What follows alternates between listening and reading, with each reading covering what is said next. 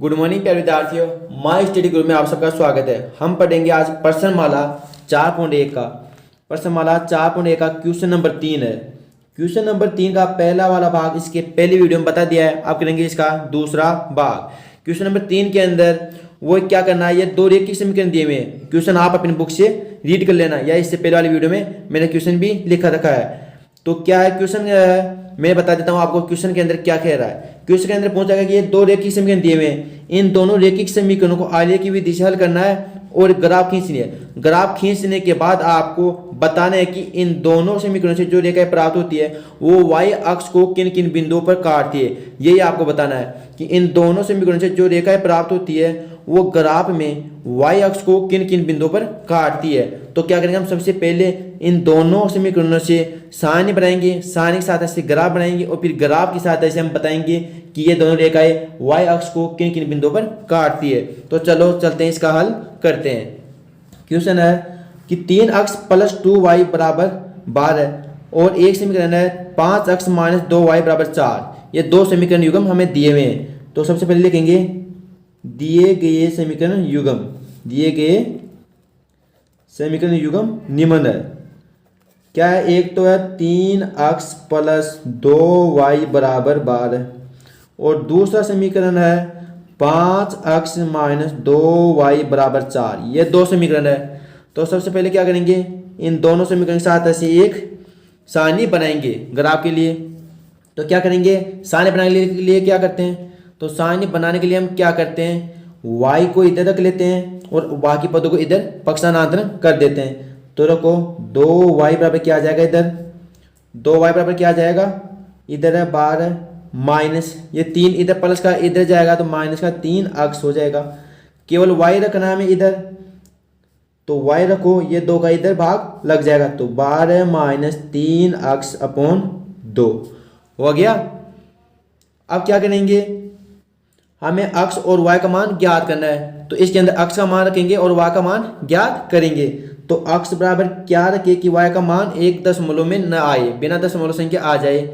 यदि y का मान 0 रखेंगे हम, राइट, y का मान नहीं सॉरी x का मान 0 रखेंगे तो ये हो जाएगा 0 और यहाँ पर बच जाएगा केवल 12। तो 2 का 12 में भाग देंगे तो कितना जाएगा 6।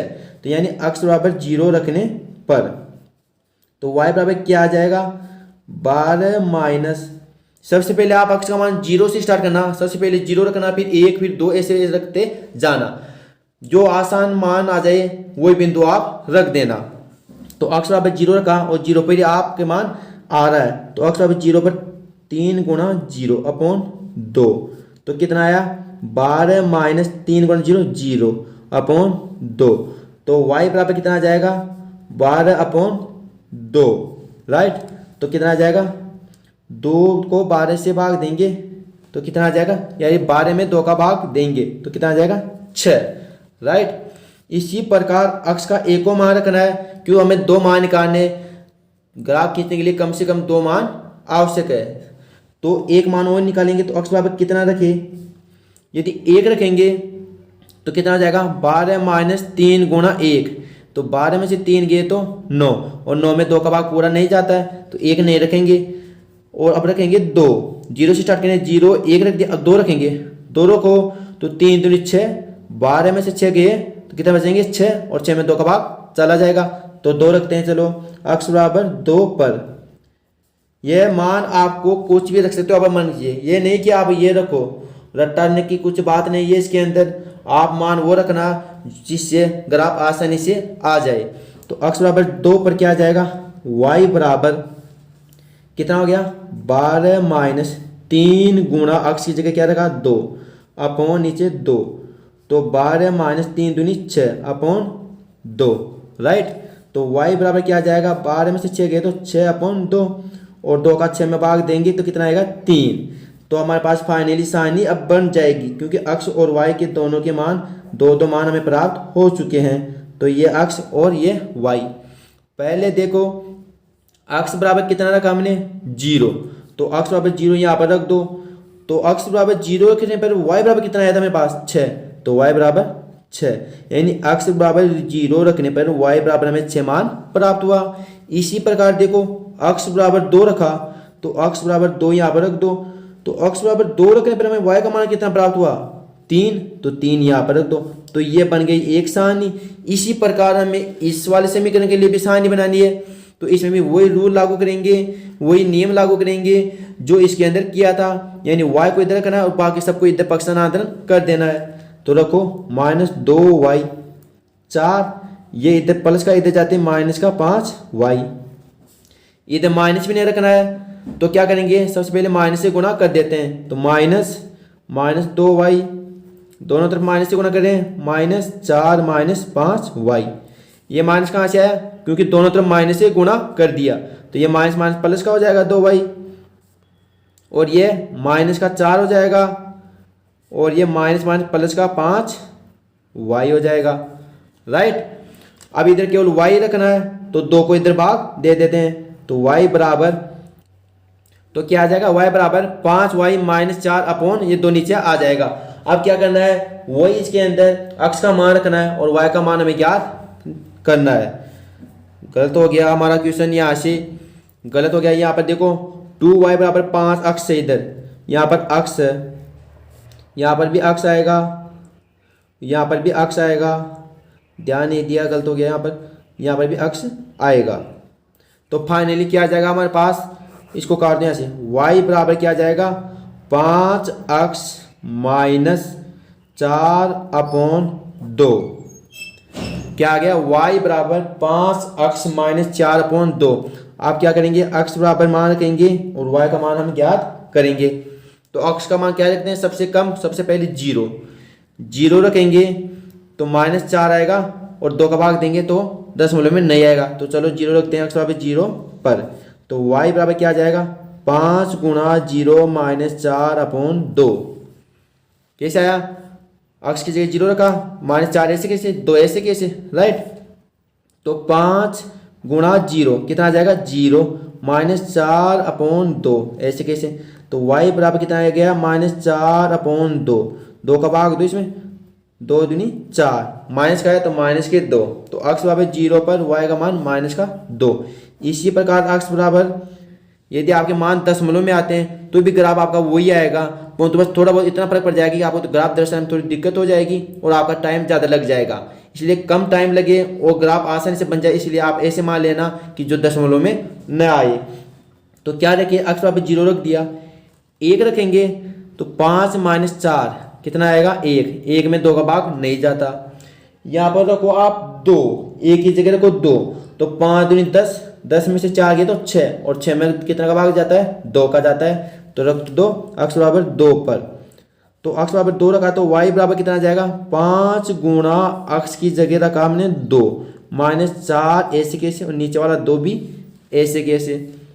तो 5 दूनी 10 -4 अपॉन 2।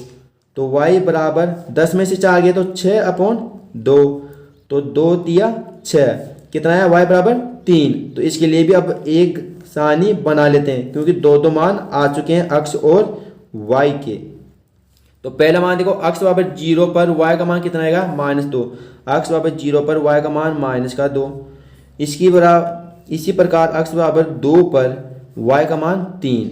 क्या है, x बराबर 0 पर y का मान -2 और x बराबर 2 पर y का मान +3। तो ये आ गए हमारे पास फाइनली दोनों सारणियाँ।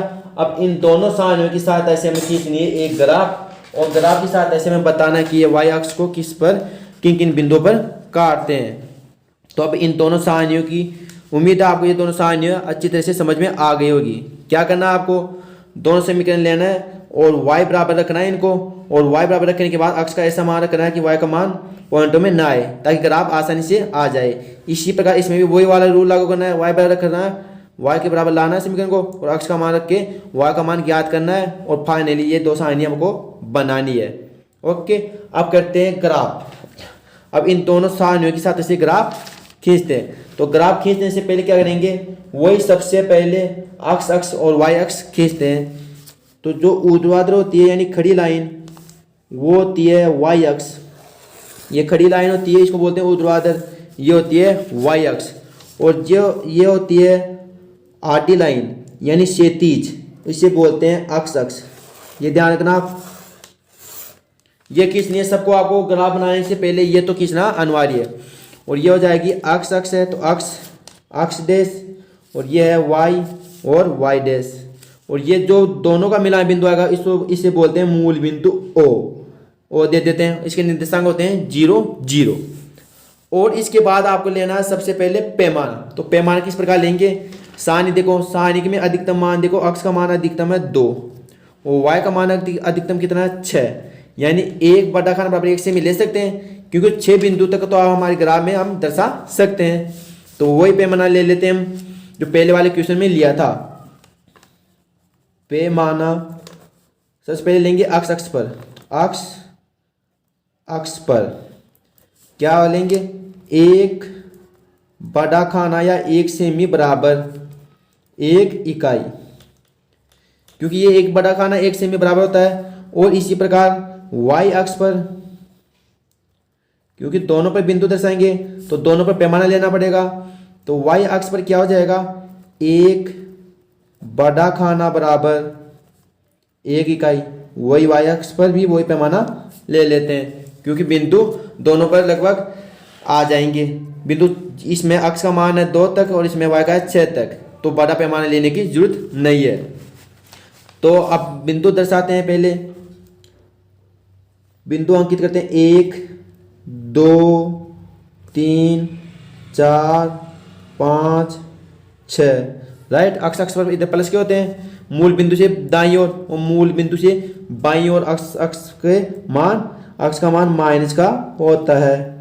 तो माइनस के 3 4 5 6, मूल बिंदु से नीचे की ओर y का मान भी माइनस का होता है, 1 2 3 4 और 5 6, राइट।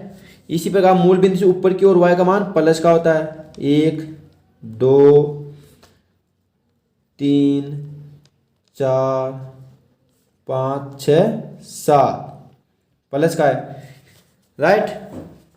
अब क्या करना है, ये तो आपने संख्या अंकित कर दी कि अक्ष अक्ष पर इधर 1 बड़ा खाना बराबर 1 सेमी बराबर या 1 बड़ा खाना बराबर 1 इकाई। अब क्या करेंगे, उन सारणियों के माध्यम से उन बिंदुओं को इस ग्राफ के अंदर दर्शाना है। तो पहले सारणी क्या है, पहले वाले समीकरण 3 अक्स प्लस 2y बराबर 12 वाले समीकरण के लिए सारणी है हमारे पास ये वाली। तो इसमें अक्स बराबर क्या है, 0 है और y बराबर प्लस का 6, ध्यान रखना अक्स बराबर 0 पर y बराबर प्लस का 6। तो अक्स बराबर 0 किस पर होता है, y अक्ष पर। तो अक्स बराबर तो 0 यहाँ पर आ गया y अक्ष पर, और y का मान कितना है 6। तो ये रहा y अक्ष पर अक्स का मान 0 होता है और y का मान कितना है 6, तो ये आ गया एक बिंदु, राइट। दूसरा बिंदु क्या है इस वाली सारणी के लिए, अक्स बराबर 2 पर y बराबर माइनस का 3 नहीं प्लस का 3। तो अक्स बराबर 2 कहाँ पर है, ये रहा, अक्स बराबर प्लस का 2 है, तो ये रहा अक्स बराबर 2 प्लस का, और y बराबर कितना लेना हमें 3 प्लस का। देखो सारणी में अक्स बराबर प्लस के 2 पर y बराबर प्लस का 3, तो अक्स बराबर प्लस का 2 पर y बराबर प्लस का 3 ऊपर की तरफ चलो, ये रहा। तो 2 अक्स का मान y का मान 3, ये 2 बिंदु आ गए। अब क्या करना है, इन दोनों बिंदु को मिलाना है और आपको एक रेखा खींचनी है।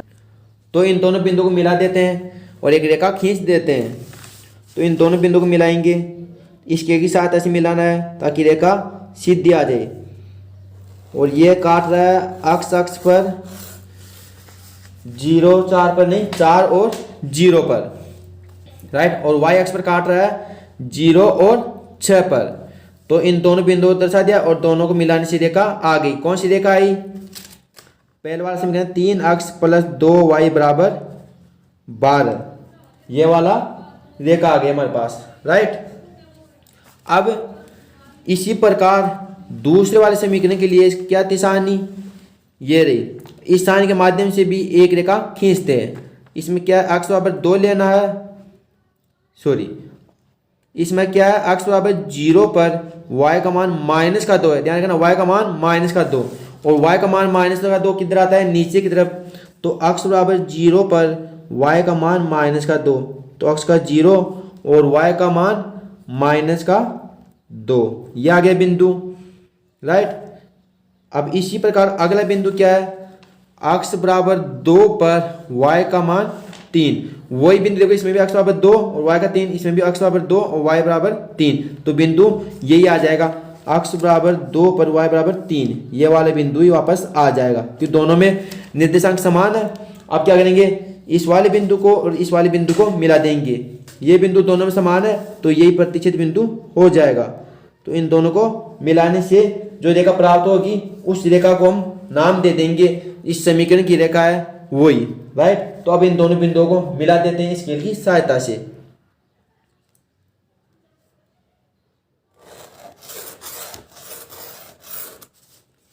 राइट, तो ये कौन सी रेखा आ गई, कौन सा समीकरण आया था, 5x माइनस 2y बराबर 4। कौन सा समीकरण था, 5x माइनस 2y बराबर 4, राइट। अब क्या करेंगे, इन दोनों का प्रतिच्छेद बिंदु क्या आया, a, इसको नाम दे देते हैं a, 2 और 3, इसको नाम दे देते हैं b, इसको नाम दे देते हैं c, राइट। तो ये फाइनली हमारे पास ग्राफ आ चुकी है। अब हमको क्या करना था, क्वेश्चन के अंदर हमें बताना था कि इन दोनों समीकरणों से हमें ग्राफ खींचनी है और जो ग्राफ आए उसकी सहायता से हमें बताना है कि ये दोनों रेखा है, एक तो ये रेखा और एक ये रेखा, ये दोनों रेखाएं इस y अक्ष को किन किन बिंदुओं पर काटती है, उन बिंदुओं के हमें नाम लिखने हैं। तो देखो y अक्ष पर ये रेखा तो काट रही है इसको बिंदु 0 और 6 पर, राइट।